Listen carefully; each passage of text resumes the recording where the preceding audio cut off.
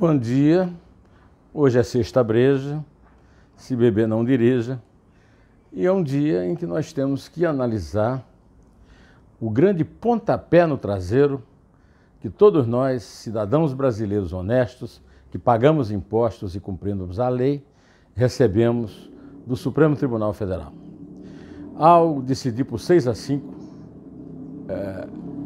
que condenados em segunda instância não podem mais ser levados a cumprir o começo de sua pena, a pena a que foram condenados, porque o Supremo considerou, por 6-5, que o dispositivo do Código Penal que confunde considerar culpado, passou a ser presunção de inocência, com ser preso, eu quero dizer que houve, na verdade, um quarto turno eleitoral. Um turno em que os derrotados estão exercendo o poder em dois poderes importantes da República. Eles perderam a eleição para presidente, perderam feio, para o Bolsonaro, para os antipetistas e para os que querem o combate à corrupção, mas mandam na Câmara, no Senado e no Poder Judiciário.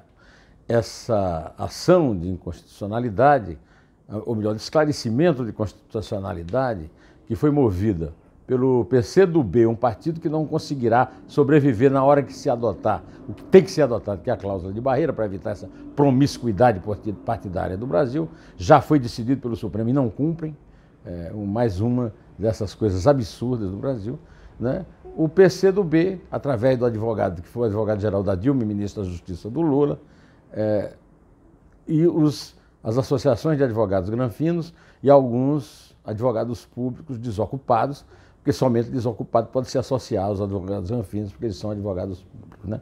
São advogados pagos por nós para soltar os presos que não têm advogado, e, no entanto, 40% dos presos do Brasil, vocês ouviram aí que o Arthur apoiou aqui a minha indignação, né? 40% dos presos do Brasil não tiveram prisão, não tiveram condenação, não foram ainda julgados, enquanto muitos condenados estão soltos pela rua por ineficiência da polícia ou da própria justiça.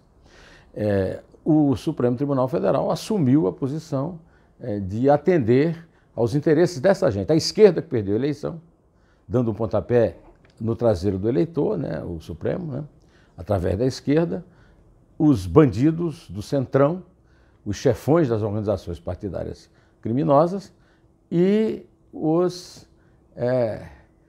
criminosos de colarinho branco em geral, porque o presidente Dias Toffoli teve a pachorra de criar lá uma coisa que os criminosos comuns não poderão atender, e aí isso fere o princípio fundamental da igualdade de todos perante a lei, que é muito mais pétreo do que esse aí, se é que há alguma coisa mais pétrea do que a outra. Ontem eu destaquei aqui no vídeo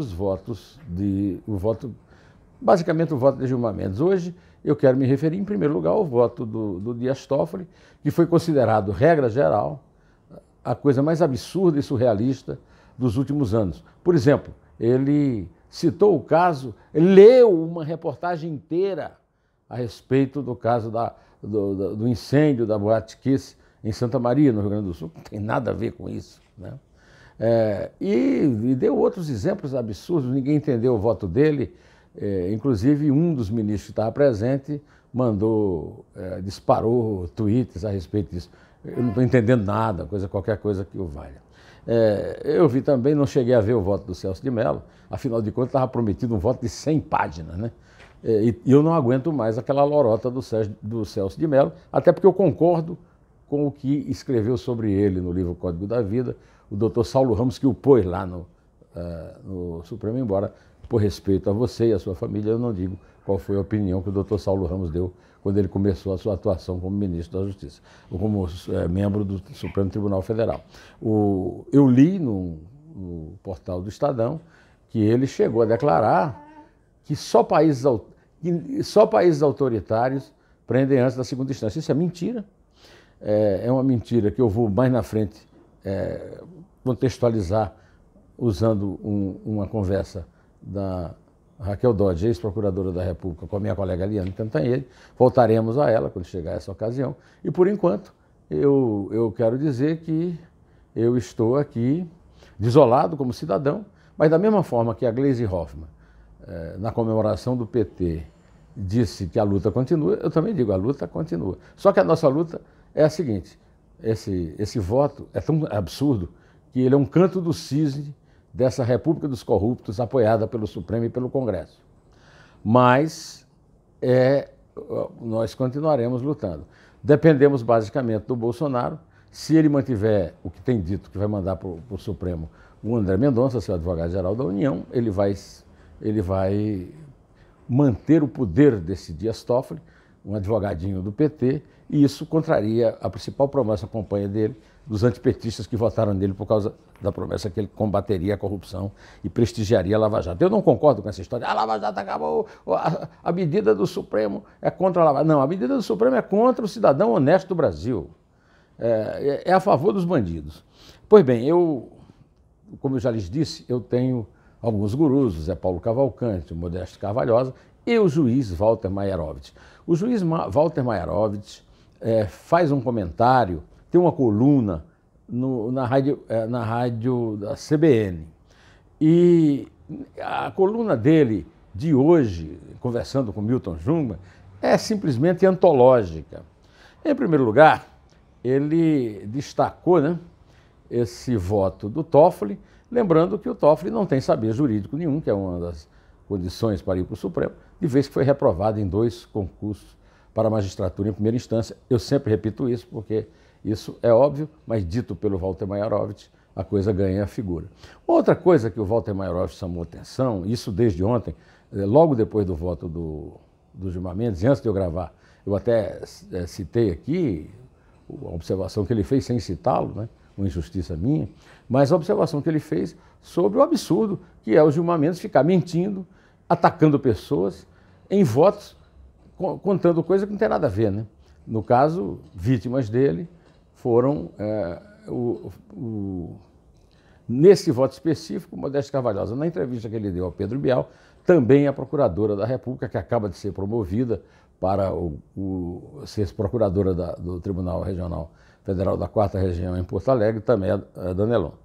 Pois bem, ele se refere a mentiras, faz ataques pessoais, cita como válidas provas obtidas de forma ilícita no tal do Intercept Brasil, nessa coleta de dados de arararracas que violaram a lei e produziram provas criminosas, uma vez que não foram periciadas de forma oficial. O Walter Maierovitch lembrou que isso é absolutamente impróprio, Num voto, você ficar detratando pessoas, a forma como o Gilmar Mendes se dirige. Por exemplo, o Gilmar Mendes fica fazendo uma observação sobre o uso de bafômetro nos concursos para o Ministério Público. Com isso ele está dizendo que normalmente os procuradores são bêbados. Eu quero dizer que talvez seria bom adotar essa medida, eu também não gosto de lidar com o procurador bêbado, desde que se adotasse uma medida semelhante na entrada e na saída, principalmente, dos salões de refeição do Supremo, nos seus banquetes milionários com vinhos 3 vezes premiados, que provocam reações lacrimejantes de alguns importantes ministros.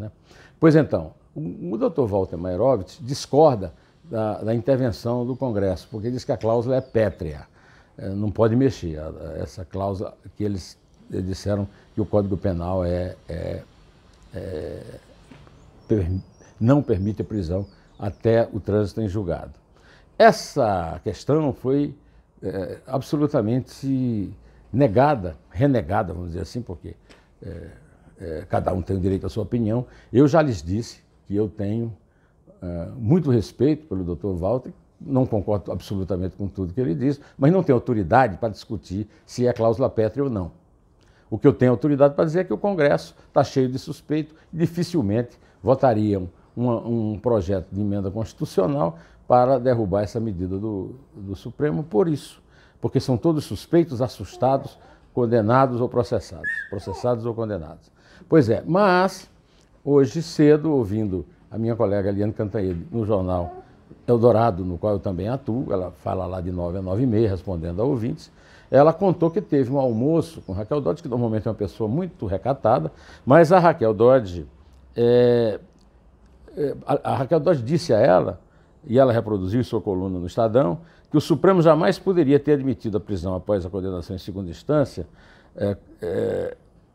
e só se poderia fazer isso de forma unânime, porque não há justificativa não houve justificativa para mudar, ou uma justificativa objetiva ou uma mudança na composição entre os 3 julgamentos que aprovaram essa jurisprudência e este. Eu já chamei, inclusive, o voto de Rosa Weber, além de muito ruim, hipócrita, porque ela dizia que apoiava a colegialidade e não apoiou. Agora, eu gostei muito da reação da Raquel Dodge no almoço com a Eliane, quando ela disse que o que houve mesmo foi um triplo retrocesso. Ela, como eu, não acredita na possibilidade de grandes movimentações na rua. Aliás, não foi grande a movimentação. 400 pessoas foram lá para frente do Supremo beber cachaça em homenagem ao Lula. Que, aliás, eu acho que é a melhor forma de homenagem ao Lula mesmo, beber cachaça, que é o que ele mais gosta na vida, né? Bom, segundo ela, eu vou, antes de acabar, dizer que esse triplo retrocesso é falta de estabilidade com idas e vindas, perda de eficiência do sistema com a volta de processos penais infindáveis, recursos protelatórios e prescrições, e risco de perda de credibilidade junto à sociedade pela eterna sensação de impunidade, principalmente dos réus ricos e poderosos, pois só estes chegam mesmo ao Supremo. Agora, antes de me despedir de você, pedindo desculpa pelo tempo que eu lhe tomei, eu quero cumprimentar e, com muita alegria e prazer, a entrada do meu amigo, do meu compadre, do meu ícone de jornalismo, José Roberto Guzzo, como colunista dos domingos no estado de São Paulo. Essa foi uma boa notícia nesse dia de péssimas notícias. Direto ao assunto, em té, e só a verdade nos salvará.